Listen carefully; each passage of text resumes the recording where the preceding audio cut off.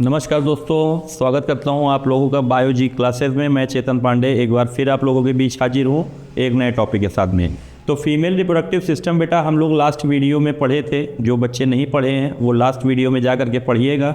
और आज के वीडियो में उसके आगे का टॉपिक जो कि हमारा क्या है, सर्विक्स एंड वजाइना, इन दोनों टॉपिक को कवर करना है। ये दोनों टॉपिक छोटे थे तो एक साथ ही आपको एक ही वीडियो में मिल पा रहा है। तो देखिए बेटा, लास्ट में आपने यूट्रस के बारे में पढ़ा था, अब सर्विक्स के बारे में पढ़ना है। यूट्रस हमारा क्या था कि इन्वर्टेड पीयर शेप्ड स्ट्रक्चर था और ये वो जगह थी जहाँ पे इंडिविजुअल डेवलप होता है।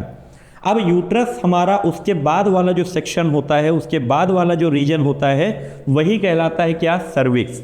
सर्विक्स क्या होता है, यूट्रस का सरफेस एरिया चूँकि डेवलपमेंट होना है तो वहाँ पे सरफेस एरिया ज़्यादा है, ब्रॉड है। अब वो अगला पार्ट जो उससे जुड़ा हुआ है उसका सरफेस एरिया थोड़ा सा नैरो है, पतला है। तो हमने सर्विक्स में वही लिखा, cervix is a narrow tubular structure. Narrow है और साथ में ट्यूब लाइक स्ट्रक्चर है जो कि दोनों साइड से ओपन है, क्योंकि अगले साइड में वजाइना मिल जाएगा और पीछे साइड में अगर आएंगे तो यूट्रस मिल जाएगा। तो नैरो ट्यूबुलर स्ट्रक्चर है, ओरिजिनेट्स और अटैच्ड फ्रॉम यूट्रस। ओरिजिनेट होता है ये और या जुड़ा होता है किससे, यूट्रस से। दूसरे पॉइंट में हम लोगों ने क्या लिखा कि cervix help in increasing surface area during the last phase of pregnancy. अगर सर्विक्स की बात किया जाए कि सर्विक्स की इंपॉर्टेंस क्या है, तो बेटा हम लोगों ने पढ़ा था लास्ट वीडियो में कि यूट्रस जो होता है वो अपने ओरिजिनल शेप से 1000x तक एक्सपेंड कर सकता है, मतलब 1000 गुना। 1000 गुना एक्सपेंड कराने के लिए कुछ अलग टाइप के हमारे फीमेल रिप्रोडक्टिव पार्ट हैं वो भी इन्वॉल्व होते हैं ताकि उसका सरफेस एरिया 1000 गुना तक बढ़ सके। तो हमारा यूट्रस से अगला पार्ट जुड़ा हुआ सर्विक्स है, तो सर्विक्स का इन्वॉल्वमेंट हो जाता है यूट्रस के सरफेस एरिया को एक्सपेंड कराने के लिए। तो यहाँ पे सर्विक्स है जो कि नैरो ट्यूब लाइक स्ट्रक्चर है और जब प्रेगनेंसी का लास्ट समय आता है तो ये अपने कुछ हिस्से को इन्वॉल्व करके इनर लाइनिंग वॉल का यूज़ करके यूट्रस की सरफेस एरिया को इंक्रीज कराने में हेल्प करता है। यही सर्विक्स का इंपॉर्टेंट रोल है। इसके अलावा सर्विक्स के लिए और कुछ नहीं पूछेगा आपसे और इतना लिखना ही काफ़ी होगा आपके लिए। इसके बाद देखिए, सर्विक्स के बाद अगला पार्ट जो ओपन होता है वो वजाइना कहलाता है। बाहर के हिस्से के तौर पे बात किया जाए तो vagina is the external opening and joins to the uterus through cervix. मतलब सबसे बाहरी जो ओपनिंग होती है वो ओपनिंग ही हमारा वजाइना कहलाता है। ये वजाइना हमारा किससे जुड़ा रहता है, यूट्रस से, और किसके थ्रू, सर्विक्स के। मतलब वजाइना और यूट्रस के बीच का जो हिस्सा होगा वो सर्विक्स कहलाता है।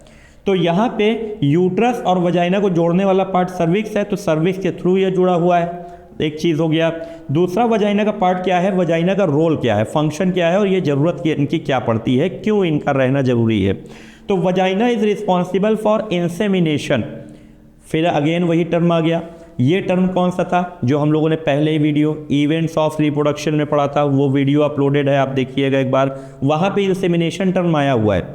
इंसेमिनेशन टर्म में हम लोगों ने देखा था एंट्री ऑफ मेल गैमीट। तो एंट्री ऑफ मेल गैमीट की प्रॉपर्टी ही कहलाती है इंसेमिनेशन। तो वजाइना का पहला काम क्या है, इंसेमिनेशन, मेल गैमीट की एंट्री कराना। और मेल गैमीट की एंट्री हो गई है तो ओपनिंग क्या है, वजाइना है, वजाइना के थ्रू ही होगी। तो इसका पहला काम है इंसेमिनेशन के लिए।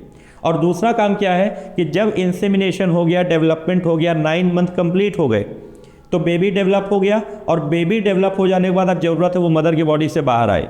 तो मदर की बॉडी से बाहर भी किस पार्ट से आएगा, वजाइना से ही आएगा।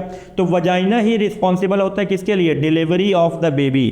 तो वजाइना का 2 काम हो गया, एक मेल गैमीट के एंट्री के लिए ताकि फर्टिलाइजेशन हो सके, और दूसरा डेवलप हो जाने वाले बेबी को मदर के बॉडी से बाहर एलिमिनेट कराने के लिए। ये 2 वजाइना के इंपॉर्टेंट फंक्शन है।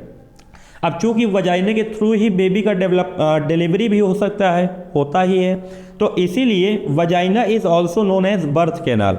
वजाइना को ही हम लोग बर्थ कैनाल भी कहते हैं, क्योंकि इसी रास्ते से जो हमारा नवजात शिशु है, जो छोटा बेबी है, वो सबसे पहले बाहरी दुनिया में आ पाता है, इसी कैनाल लाइक स्ट्रक्चर से। तो यहाँ से हमारे बेबी का बर्थ होता है, इसी वजह से इसको हम लोग बर्थ कैनाल भी कहते हैं। ठीक है, तो चलिए हम लोगों ने क्या क्या पढ़ लिया बेटा फीमेल रिप्रोडक्टिव सिस्टम में, मार्क करिए कि हम लोगों ने ओवरी पढ़ा, ओवरी के बाद हम लोगों ने ओविडक्ट पढ़ा, फिर यूट्रस पढ़ा, फिर उसके बाद सर्विक्स पढ़ा, फिर वजाइना पढ़ा। अब दो चीज़ें बची रह गई हैं, एक एक्सटर्नल जेनिटेलिया हो गया, और एक्सटर्नल जेनिटेलिया के बाद फीमेल बॉडी में एक और ख़ास प्रॉपर्टी होती है ब्रेस्ट। तो ब्रेस्ट हमारा क्या होता है, मेमोरी ग्लैंड जिसे आप कह सकते हैं, जिसकी वजह से अब चूंकि डेवलपमेंट मदर के बॉडी के अंदर हो रहा है, तो मदर के बॉडी में ही कुछ ऐसे फीचर होंगे जिसकी वजह से नए इंडिविजुअल को डेवलप कराने में हेल्प हो। तो मिल्क का सिक्रीशन करेगा हमारा मेमोरी ग्लैंड। तो ये दो कैरेक्टरिस्टिक फीचर हम लोगों को पढ़ना है, बट अगले वीडियो में। तो फीमेल रिप्रोडक्टिव सिस्टम का अगला पार्ट एक्सटर्नल जेनिटेलिया अगले वीडियो में हम लोगों को मिलेगा। तब तक अगर वीडियो अच्छी लगी हो तो लाइक, शेयर और सब्सक्राइब कर दीजिएगा, और इसके साथ में कोई इशू हो तो कमेंट बॉक्स में मेंशन करिएगा। बाकी आज के लिए यहीं तक, थैंक यू वेरी मच।